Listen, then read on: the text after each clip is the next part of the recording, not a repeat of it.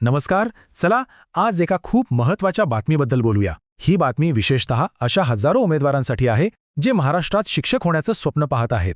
कारण शिक्षक होण्याच्या प्रवासातला जो एक मोठा अडथळा मानला जातो ती म्हणजे महाराष्ट्र शिक्षक पात्रता परीक्षा किंवा टेट. त्यामध्ये मोठे बदल होण्याची शक्यता आहे. आता हे बदल काय आहेत आणि ते का महत्त्वाचे आहेत हेच आपण आज सविस्तरपणे समजून घेणार आहोत. शिक्षक बनायचं स्वप्न बघणाऱ्या प्रत्येकाच्या मनात हा प्रश्न कधी ना कधी नक्कीच येतो, नाही का? की हा मार्ग खरंच इतका अवघड आहे का? कारण आव्हानं तर खूप आहेत आणि त्यातलीच एक मोठी पायरी म्हणजे ही टेट परीक्षा. अनेकांसाठी तर हे एक मोठं आव्हानच बनून राहतं. तर उमेदवारांसमोर सध्या नेमकं आव्हान काय आहे? म्हणजे या परीक्षेमुळे नेमकी अडचण येते कुठे? चला आधी तेच समजून घेऊया. यातली सगळ्यात मोठी अडचण काय माहितीये? ती म्हणजे परीक्षेची संधी. आतापर्यंत ही परीक्षा इतक्या मर्यादित वेळा व्हायची की उमेदवारांवर प्रचंड दडपण असायचं. म्हणजे सगळं काही एकाच संधीवर अवलंबून. त्यामुळे अनेकांसाठी ही एक मोठीच अडचण ठरत होती. पण आता असं दिसतंय की या परिस्थितीत बदल होऊ शकतो. या सगळ्या आव्हानांवर उपाय म्हणून दोन खूप मोठ्या आणि महत्त्वाच्या बदलांवर विचार सुरू झालाय. आता हे दोन बदल नेमके आहेत तरी काय? चला पाहूया. पहिला आणि सगळ्यात मोठा बदल तर ऐकून खूप छान वाटेल. आता ही टेट परीक्षा वर्षातून एकदा नाही, दोनदा नाही, तर तब्बल 4 वेळा घेण्याचा विचार सुरू आहे. याचा सरळ अर्थ असा की उमेदवारांना आता तयारीसाठी आणि परीक्षा देण्यासाठी एकाच वर्षात 4 संधी मिळू शकतात. ही खरंच खूप मोठी आणि दिलासा देणारी बातमी आहे.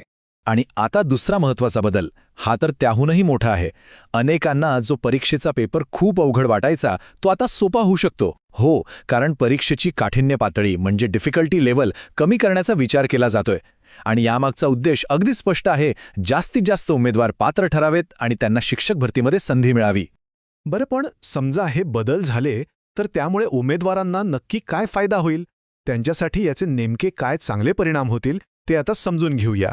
हे बदल लागू झाले तर याचे फायदे अगदी स्पष्ट दिसतात. सगळ्यात पहिले म्हणजे विद्यार्थ्यांना जास्त संधी मिळतील.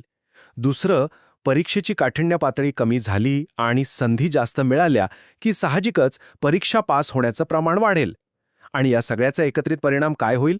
तर राज्यात शिक्षक भरतीच्या प्रक्रियेला मोठा वेग मिळू शकतो, ज्यामुळे शिक्षकांची जी रिक्त पदं आहेत ती भरण्यास खूप मदत होईल. आता आपल्या मनात प्रश्न येतो की हे सगळं होणार कधी? या प्रस्तावांची सध्याची परिस्थिती काय आहे आणि हे प्रस्ताव आले तरी कुठून?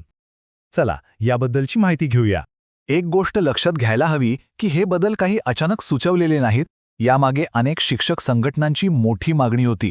विशेषतः जे शिक्षक सेवेत आहेत पण अजून टेट पास नाहीत त्यांनाही याचा फायदा होईल आणि ते लवकर परीक्षा उत्तीर्ण होऊ शकतील अशी यामागे भूमिका आहे.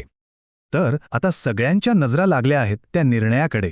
सूत्रांकडून मिळालेल्या माहितीनुसार या संपूर्ण प्रक्रियेवर निर्णय घेण्याचं काम सुरू झालं आहे आणि लवकरच या बदलांवर अधिकृत घोषणा होण्याची दाट शक्यता आहे. त्यामुळे सर्व उमेदवारांनी या घडामोडींवर लक्ष ठेवणं गरजेचं आहे. आणि जाता जाता एक महत्त्वाचा प्रश्न. या सगळ्या बदलांचा अंतिम उद्देश एकच आहे, तो म्हणजे शिक्षक भरतीची प्रक्रिया सोपी आणि वेगवान करणं. तर मग खरंच असं होईल का? वर्षातून 4 परीक्षा आणि कमी काठिण्य पातळी या बदलांमुळे खरोखरच राज्यातल्या शिक्षक भरतीला गती मिळेल का? यावर नक्कीच विचार करायला हवा.